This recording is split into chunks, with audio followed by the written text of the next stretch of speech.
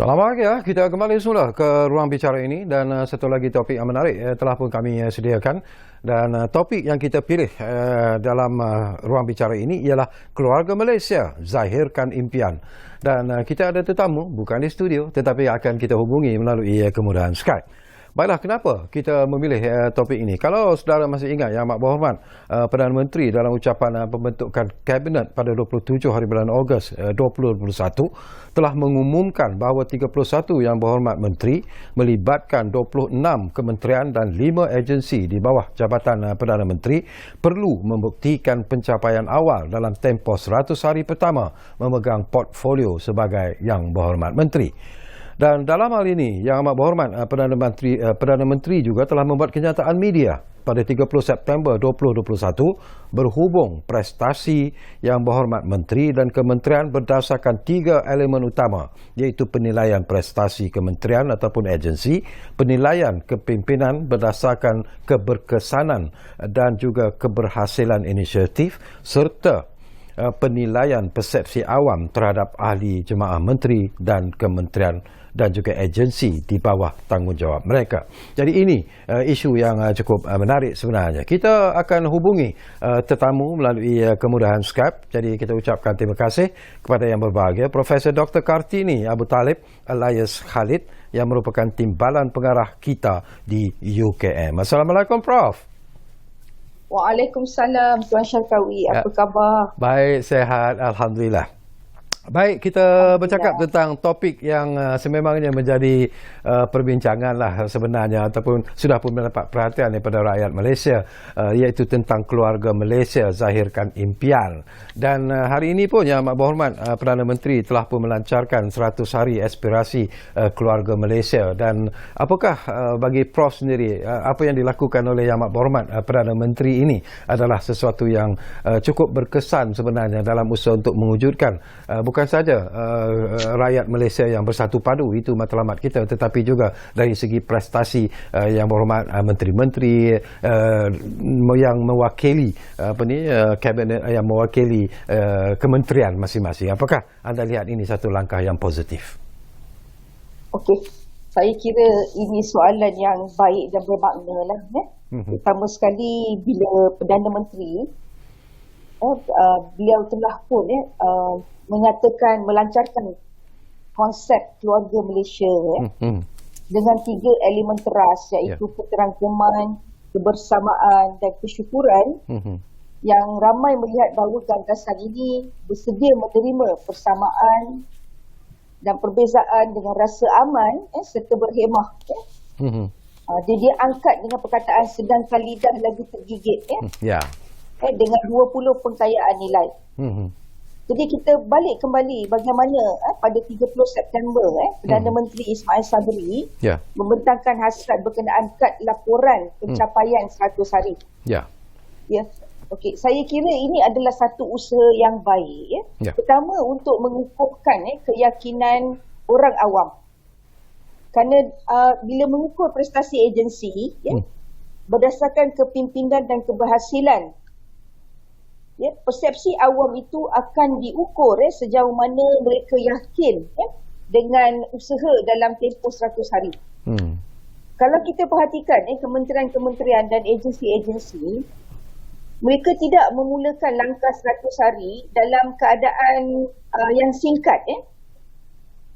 Kita faham di agensi dan kementerian beberapa perkara berkenaan pelaksanaan yang mahu dicapai, KPI itu telah pun ada di awal tahun sebelum itu lagi, sebelum Ismail Sabri. Jadi saya kira Perdana Menteri menggunakan ruang ini untuk melihat the low hanging fruit yang telah pun diusahakan sebelum beberapa kali pertukaran Perdana Menteri, dan bagaimana usaha ini boleh direalisasikan dan dibuktikan kepada rakyat bahawa mereka adalah sebuah kerajaan yang benar-benar serius. Sebelum ini kita dihimpit dengan krisis berganda. Utama sekali krisis eksekutif dan berdepan dengan pandemik. dengan masalah ekonomi yang meruncing. Jadi perkara-perkara ini meletakkan 100 hari itu sebagai satu pencapaian untuk mengukur bagaimana seriusnya agensi dan kementerian dalam melaksanakan dan apa yang telah dibina dan dirancang dan mengembalikan keyakinan rakyat kepada kepimpinan kerajaan yang sedia ada. Okey, satu perkara yang juga mungkin saya ingin dapatkan komen dan juga pandangan daripada Prof sendirilah. Ada juga pihak-pihak di luar sana yang mengatakan bahawa mereka tidak begitu yakin sebenarnya dengan aspirasi 100 hari aspirasi keluarga Malaysia itu. Mereka menyatakan seolah-olah ialah menteri-menteri yang terlibat ini barangkali boleh hanya mengeluarkan kenyataan-kenyataan dan yang mungkin tidak menepati seperti apa yang diinginkan. Tetapi sejauh mana Prof melihat bahawa Yang Amat Berhormat Perdana Menteri apakah dia boleh sebenarnya melihat dan menumpukan sepenuh perhatian untuk menjamin bahawa segala apa yang dilakukan itu benar-benar telah pun dilakukan oleh bapa-bapa para menteri kita sebenarnya. Okey, kalau kita ambil contohlah Kementerian Perpaduan Negara di bawah Yang Berhormat Datuk Halimah bila mana pelancaran pelan tindakan perpaduan negara yang dibawa bersama adalah pelan kami PAMI mana keseriusan itu ke arah membimbing masyarakat, memberi inspirasi apakah bentuk aktiviti-aktiviti yang boleh menjana kepada perpaduan negara adalah suatu langkah dan telah dibuktikan ianya serius. Bila kita ada dasar perpaduan negara yang selama ini tidak pernah ada pun di Malaysia. Dasar perpaduan negara, kemudian kerangka blueprint perpaduan dan kita ada pelan tindakan perpaduan negara yang disediakan dengan begitu komprehensif. Sangat terangkum, meliputi pusat iaitu persekutuan, negeri, kampung, mukim, daerah semuanya ada. Melibatkan semua sektor, awam, swasta, NGO, individu, keluarga, komuniti. Saya kira perkara ini haruslah dipandang serius dan tidak diremehkan kerana kita melihat ini adalah political instrument yang telah pun dilaksanakan dan diraikan dan kini tanggungjawab rakyat untuk menggalas keadaan ini untuk menzahirkan aspirasi keluarga Malaysia ini benar-benar boleh dilaksanakan, bukan suatu retorik. Okey, apakah secara peribadi juga Prof melihat bahawa barisan kabinet yang dibentuk oleh Yang Amat Berhormat Datuk Seri Ismail Sabri, jika kita bandingkan dengan pembentukan kabinet yang terdahulu, apakah ada perbezaan ataupun ianya masih lagi orang yang sama, hanya mungkin bertukar kementerian? Jadi apakah itu juga dilihat secara skeptikal oleh golongan-golongan tertentu yang mengatakan apa perubahan yang boleh kita harapkan? Okey, kalau kita perhatikan bila pada 21 Ogos Datuk Ismail Sabri mengangkat sumpah sebagai Perdana Menteri, kemudian membentuk kabinet melibatkan 31 menteri dan 38 timbalan menteri. Ada menteri yang dikekalkan pada kementerian yang sama dan ada yang berubah kementerian. Walaupun dia berubah kementerian, sikap retorik ini saya kira sebahagian saja, tidak semua. Kalau kita perhatikan YB Khairi Jamaluddin, beliau telah membuktikan cara beliau mengurus dan menangani COVID-19 ini diberi pujian. Walaupun ramai yang mengutuk dan mengatakan vaksin tak sampai lah, proses tak tepat lah, informasi tak sampai. Jadi perkara-perkara ini akhirnya dibuktikan tidak benar.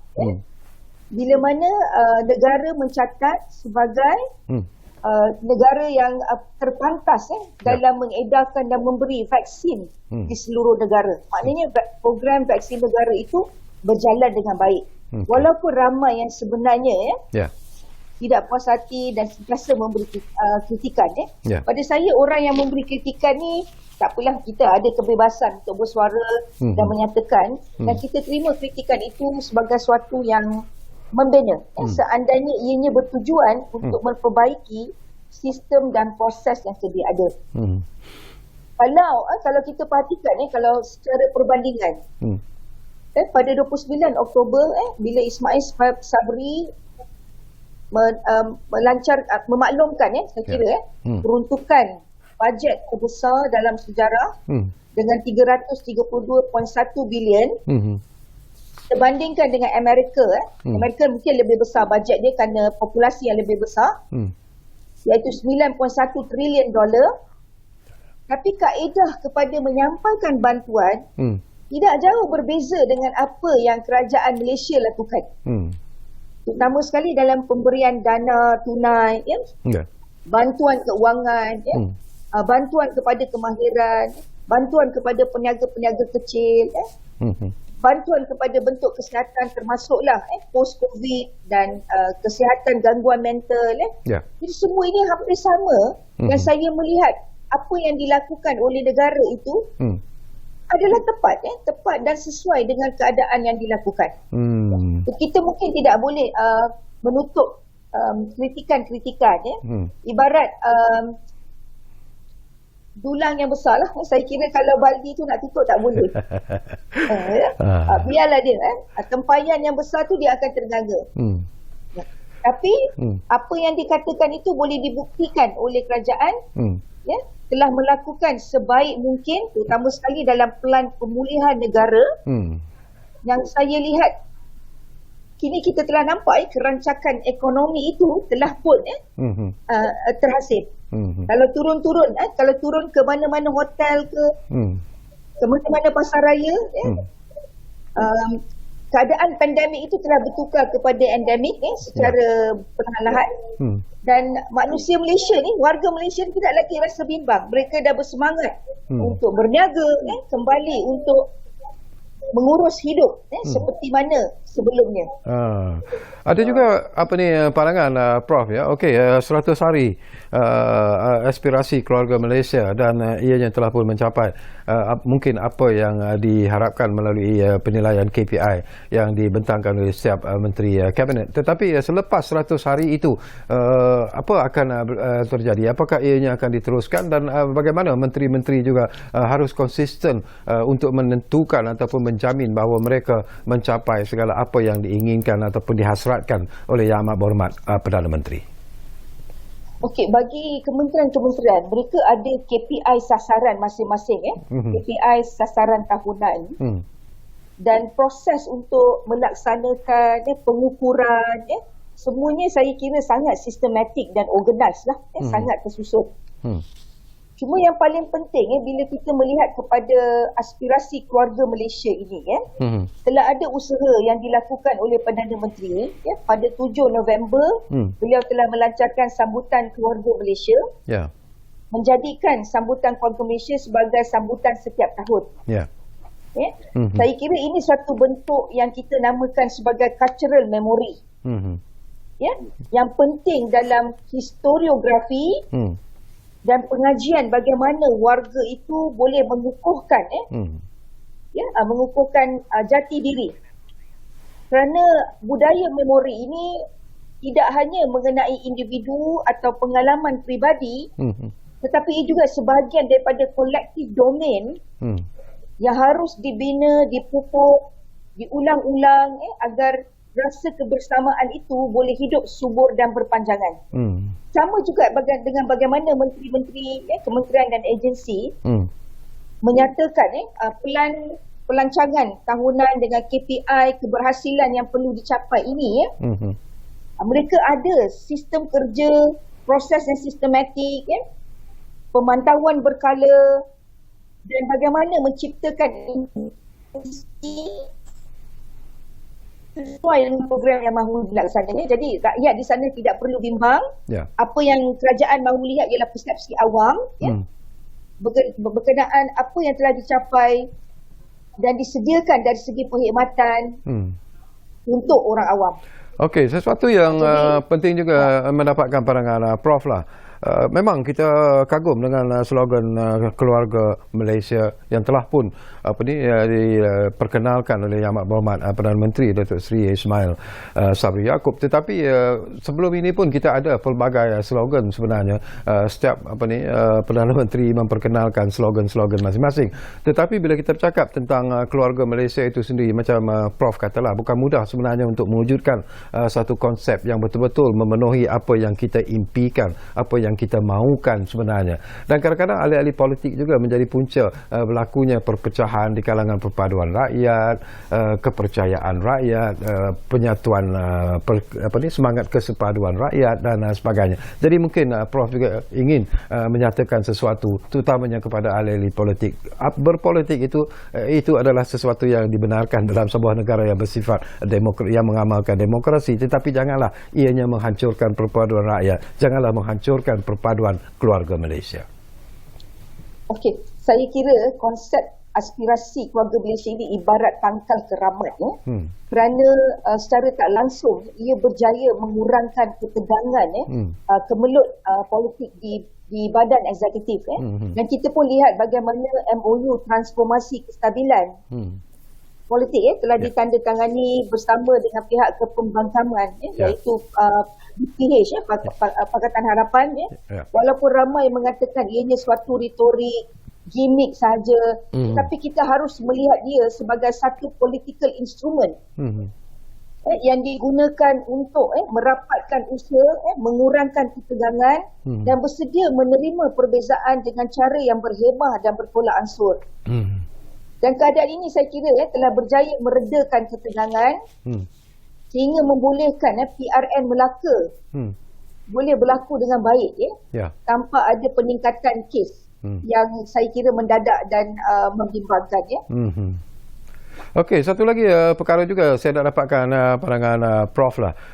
Apa yang harus disedari oleh rakyat sendiri untuk memahami tentang konsep keluarga Malaysia itu? Apa yang perlu mereka lihat, apa yang perlu mereka lakukan sebenarnya?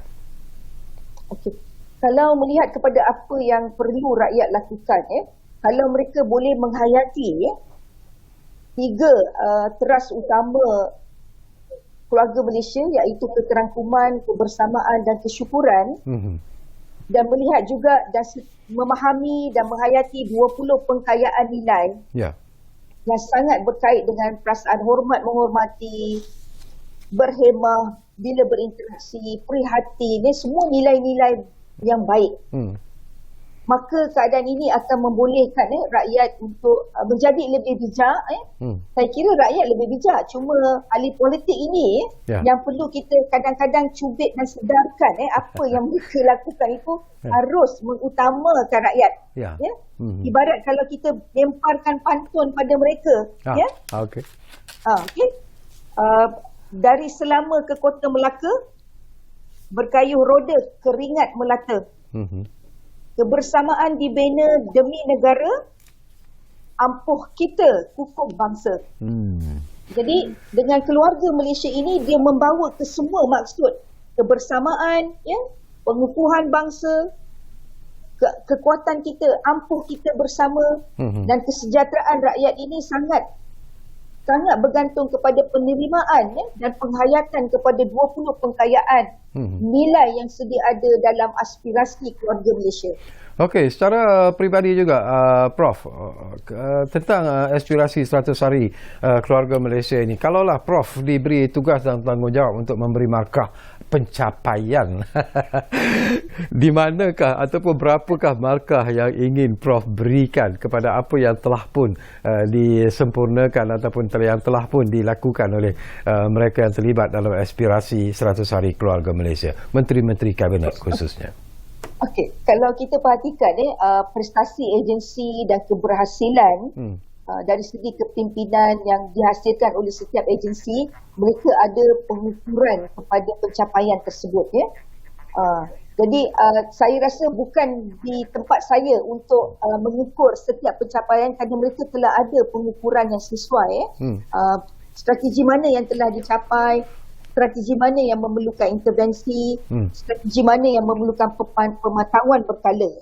Tapi yang paling penting untuk semua tahu, kalaulah kita tengok kepada Kementerian Perpaduan Negara yang ditubuhkan ketika zaman Tan Sri Muhyiddin Yassin, dalam tempoh 2 tahun ini telah menghasilkan dasar perpaduan, blueprint kerangka perpaduan dan juga pelan tindakan perpaduan negara.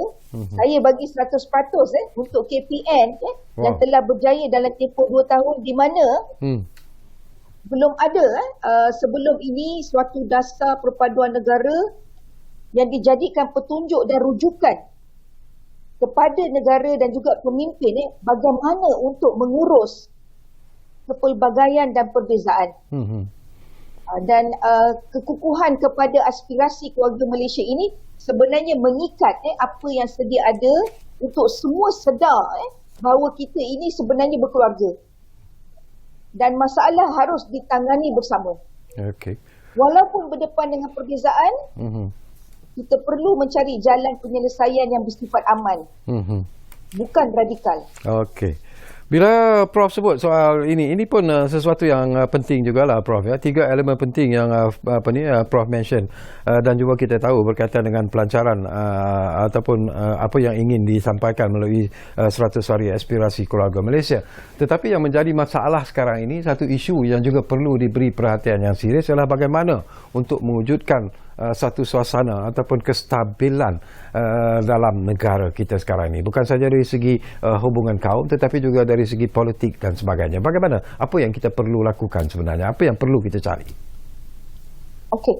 Saya kira mencari persefahaman dalam maksud dua gabungan parti yang berbeza. Pandangan dan kepentingan ini akan sentiasa ada, ibarat lidah lagi tergigit.